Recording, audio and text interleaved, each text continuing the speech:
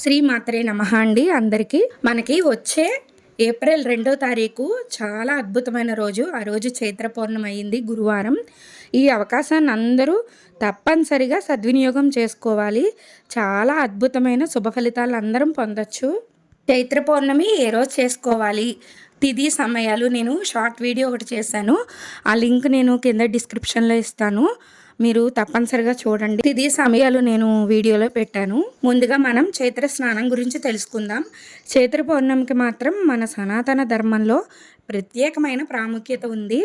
ఎందుకంటే ఈ చైత్ర పౌర్ణమిని మహాచైత్రి లేదా అదృష్ట పౌర్ణమిగా పరిగణిస్తారు. చైత్ర పౌర్ణమి రోజున యథావిధిగా బ్రహ్మీ ముహూర్తంలో నిద్రలేచి గంగ నీరు పసుపు కలుపుకొని స్నానం చేయాలి. సముద్ర స్నానం, నదీ స్నానం మరీ మంచిది. అవి చేయలేని వాళ్ళు, వీలు లేని వాళ్ళు ఏం చేయాలంటే మనం స్నానం చేసే నీటిలో గంగ నీరు కానీ పసుపు నీరు కానీ కలుపుకొని స్నానం చేయాలి. పురాణాల ప్రకారం మనం స్నానం చేసే నీటిలో తులసి ఆకులు వేసి స్నానం చేయడం వల్ల లక్ష్మీదేవి అనుగ్రహం సంపూర్ణంగా మనం పొందొచ్చు. మనం స్నానం చేసే నీటిలో కొద్దిగా గంగ నీరు, తులసి ఆకులు, పసుపు వేసి స్నానం చేయడం వల్ల లక్ష్మీదేవి అనుగ్రహం మనం పొందొచ్చు. చైత్ర పౌర్ణమి రోజున ఏ దేవతల్ని పూజించాలి? ఒక్కరు కాదండి, మనకి చైత్ర పౌర్ణమి చాలా అదృష్టంగా భావించాలి. ఆ రోజున లక్ష్మీదేవిని, ఆంజనేయ స్వామిని, చిత్రగుప్తుల వారిని, లలితాదేవిని, ఇంకా సత్యనారాయణ స్వామిని, శివపార్వతుల కళ్యాణం ఇలాంటివన్నీ చేయడం వల్ల మనకి సకల దేవతల అనుగ్రహం మనం సంపూర్ణంగా పొందే రోజు ఈ చైత్ర పౌర్ణమి. ముఖ్యంగా ఈ చైత్ర పౌర్ణమి రోజున చిత్రగుప్తుని వ్రతం అనేది చేస్తారు. చిత్రుడు అనే సూర్యవంశపు రాజు సూర్యుని గురించి తపస్సు చేసి సర్వజ్ఞత్వాన్ని వరంగా పొందుతాడు. సూర్యవరప్రసాది కనుక చిత్రాదిత్యుడిగా పేరు పొందుతాడు. యముడి అభ్యర్థన మేరకు సకల ప్రాణుల విషయాలను గుప్తపరుస్తూ అతని దగ్గర నియుక్తుడైన కారణం చేత చిత్రగుప్తుడిగా జగత్తుకి ప్రసిద్ధిగా వహించాడు. ఈయన అనుగ్రహం వల్ల నరక బాధలు ఉండవు. అంటే ఏంటి? బుద్ధి పెడత్రోవ పట్టదు. అటువంటి చిత్రగుప్తుని పూజించి వ్రతం ఆచరణ చేయవలసిన రోజు ఈ చైత్ర పౌర్ణమి. ఇంకా ఈ రోజున ఇంద్రుడిని పూజించడం వల్ల సమస్త కామితములు అంటే అన్ని కోరికలు నెరవేరుతాయి. సకల దేవతలను ఆరాధించి పూజించాలి. ముఖ్యంగా శివుణ్ణి పూజించడం వల్ల సమస్త దేవత పూజా ఫలితం మనకి లభిస్తుంది. ఇప్పుడు మనం ఈ చైత్ర పౌర్ణమి యొక్క విశిష్టత ఏంటో తెలుసుకుందాం. కురుక్షేత్ర మహాయుద్ధ సంగ్రామం జరుగుతుందని ముందే తెలుసుకున్న బలరాముడు కౌరవుల వైపు ఉండాలా, పాండవుల వైపు ఉండాలా, ఎటూ ఉండకుండా ఉండాలనే ఉద్దేశంతో తీర్థయాత్రలు చేయడం మొదలు పెడతాడు. ఈ తీర్థయాత్రలో భాగంగా శ్రీకృష్ణుడి సోదరుడైన బలరాముడు గంగా, యమున, సరస్వతి వంటి పవిత్ర నదుల్లో స్నానం చేసి అన్ని పుణ్య నదుల్లో స్నానం చేసి నైమిసారణ్యానికి వస్తాడు. బలరాముడు వచ్చేసరికి అక్కడ సూత మహర్షి 88,000 మంది మహర్షులకు పురాణ గాథలను గురించి చెప్తూ ఉంటాడు.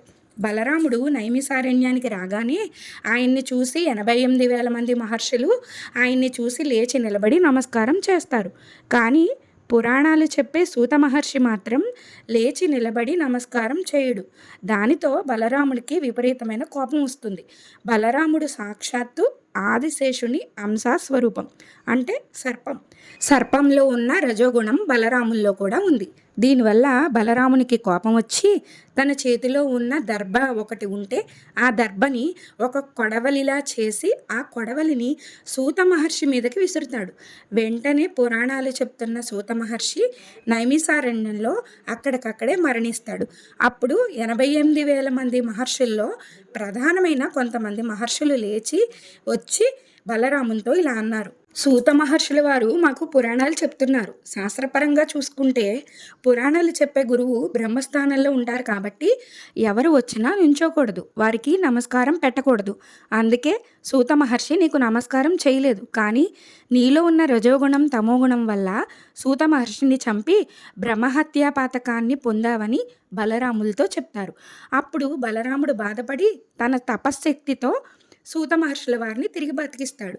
కానీ సూత మహర్షుల వారిని చంపిన పాపం బ్రహ్మహత్య పాతకం అనేది ఉంటుంది కదా, ఆ పాపం ఎలా పోవాలని ఆలోచిస్తూ ఉంటే అప్పుడు దేవతల గురువైన బృహస్పతి బలరాముని దగ్గరికి వచ్చి చైత్రమాసంలో వచ్చే పౌర్ణమి చాలా శక్తివంతమైనదని, దాన్ని మహాచైత్రి అంటారని, ఆ రోజు ఎవరైతే సముద్ర స్నానం కానీ నదీ స్నానం కానీ చేస్తారో వాళ్ళకి బ్రహ్మహత్య పాతకం లాంటి భయంకర పాపాలు పోవడమే కాకుండా కొన్ని కోట్ల జన్మల్లో చేసిన పాపాలన్నీ పోతాయని బలరామునితో చెప్తారు బృహస్పతి.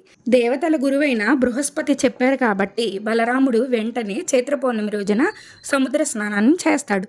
బలరాముడు చేసిన బ్రహ్మహత్య పాతకం తొలగిపోయిందని మార్కండేయ పురాణంలో శ్రీమద్ భాగవతంలో చెప్పారు. కాబట్టి జన్మజన్మల పాపాలు పోవాలంటే చైత్ర పౌర్ణమి రోజున సముద్ర స్నానం కానీ నదీ స్నానం కానీ చేయాలి. అది చేయలేని వీళ్ళు కాని వాళ్ళు ఏం చేయాలో నేను మొదటి వీడియోలో చెప్పాను, అది వినండి ఒకసారి. ఈ విషయాన్ని బృహస్పతి సంహిత అనే ప్రామాణిక గ్రంథంలో కూడా చెప్పబడింది.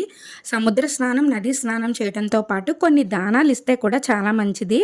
చైత్ర పౌర్ణమి రోజున వస్త్రదానం చేస్తే చాలా మంచిది. అన్నదానం, వస్త్రదానం, రంగురంగుల వస్త్రాలను చైత్ర పౌర్ణమి రోజున దానం చేస్తే నవగ్రహ దోషం కూడా తొలగిపోతుంది. ఇంకా మనకి నవగ్రహాల సంపూర్ణమైన అనుగ్రహం కూడా కలుగుతుంది. అలాగే అందరూ ఈ చైత్ర పౌర్ణమి రోజున సత్యనారాయణ స్వామి వారి వ్రతం చేసుకుంటే కూడా చాలా మంచిది. చైత్ర పౌర్ణమి సంవత్సరంలో ఒక్కసారి వస్తుంది కాబట్టి కార్తీక పౌర్ణమికి ఎంత ప్రాధాన్యత ఉందో చైత్ర పౌర్ణమికి కూడా అంతే ప్రాధాన్యత ఉంది కాబట్టి వీలైన వాళ్ళు సత్యనారాయణ స్వామి వ్రతం చేసుకోవచ్చు. అయితే చైత్ర పౌర్ణమి రోజున సముద్ర స్నానం కానీ నదీ స్నానం కానీ చేసిన తర్వాత చక్కగా వ్రతం చేసుకుంటే అద్భుత ఫలితాలు సిద్ధిస్తాయి. ఒకవేళ ఈ సత్యనారాయణ స్వామి వ్రతం చేసుకోలేని వీళ్ళు కాని వాళ్ళు ఏం చేయాలంటే సత్యనారాయణ స్వామి వారి గురించిన ధ్యాన శ్లోకం ఒకటి ఉంది. అది మనం పూజా మందిరంలో దీపం పెట్టి చదువుకోవచ్చు.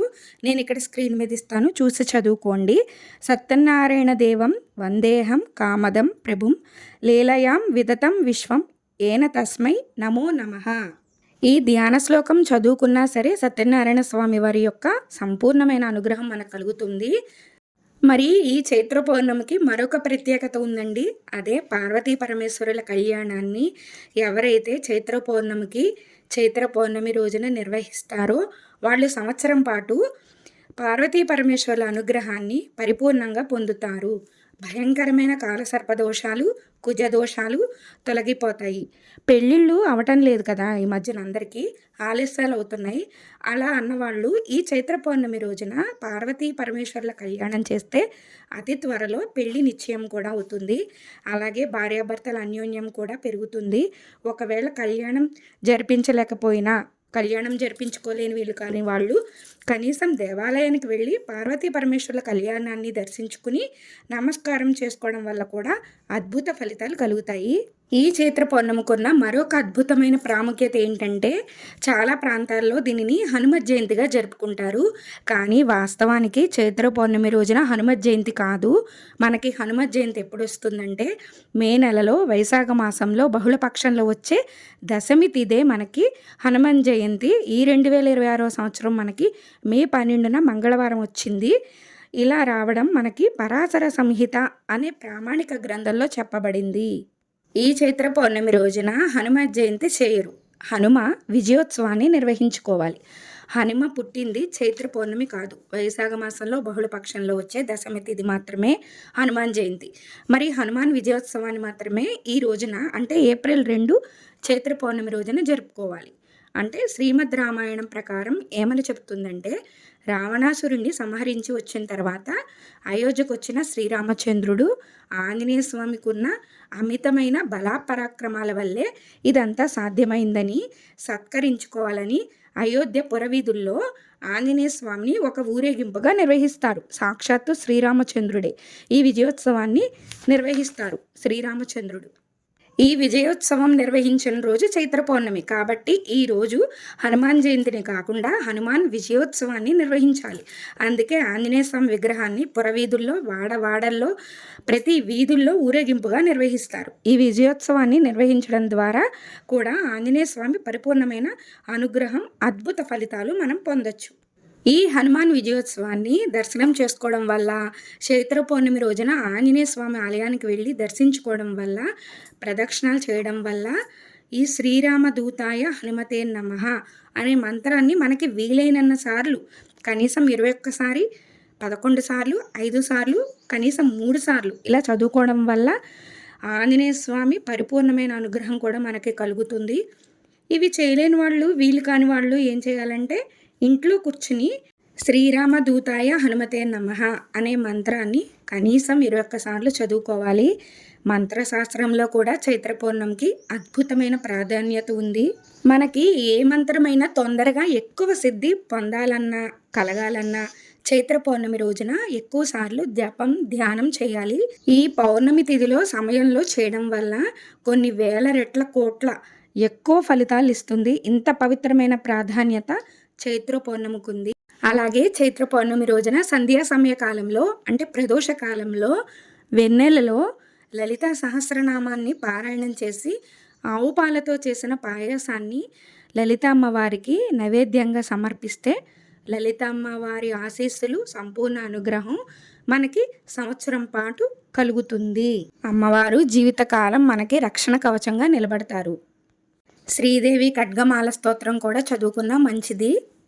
కాబట్టి ఏప్రిల్ 2 చైత్ర పౌర్ణమి రోజున ఈ అవకాశాన్ని అందరూ తప్పనిసరిగా సద్వినియోగం చేసుకుని అద్భుతమైన ఫలితాలను పొందొచ్చు. శ్రీ వినాయకునికి శివాతరాయునికి మంగళహారతి. శ్రీ లలితామ్మకి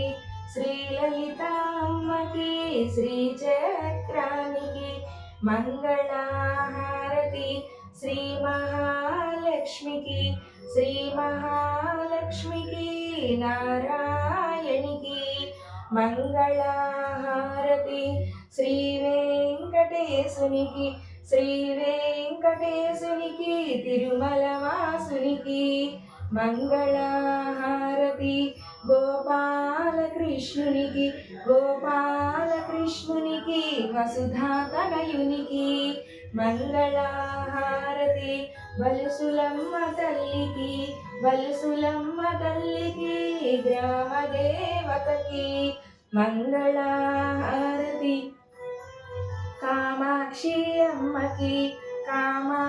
అమ్మకి కాంచీపురానికి మంగళహారతి.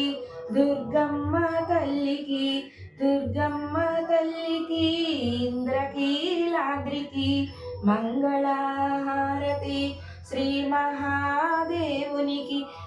మహాదేవునికి పార్వతీపతికి మంగళహారతి. శ్రీ మహాలక్ష్మికి నారాయణికి మంగళహారతి. శ్రీ గోమాతకి సకల దేవతలకి మంగళహారతి. శ్రీ లలితామ్మకి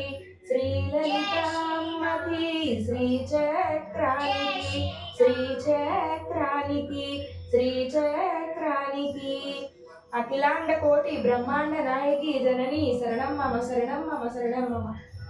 ఇలాంటి విషయాలన్నీ మనం ముందుగానే తెలుసుకోవాలంటే మన ఛానల్ని లైక్ చేయండి, షేర్ చేయండి, తప్పకుండా సబ్స్క్రైబ్ చేసుకోండి. నేను ఇప్పుడు చెప్పిన విషయాలన్నీ వ్రతాలు, పూజలు, నదీ స్నానం ఇలాంటివి కుదరలేని వాళ్ళు ఇంట్లోనే కూర్చుని శుభ్రంగా స్నానం చేసి మన మనసులోనే భగవంతుని ఆరాధన, ధ్యానం ద్వారా చెప్పుకోవచ్చు. చక్కగా ధ్యానిస్తూ ఉండండి నేను చెప్పిన మంత్రాలన్నీ. దీనివల్ల కూడా మనకి చైత్ర పౌర్ణమి యొక్క సంపూర్ణమైన ఫలితం కూడా కలుగుతుంది. ఈ చెప్పిన విషయాలన్నీ మీకు నచ్చితే మన ఛానల్ని సబ్స్క్రైబ్ చేసుకోండి. మరొక అద్భుతమైన వీడియోతో మిమ్మల్ని అందరినీ కలుస్తాను. శ్రీమాత్రే నమః.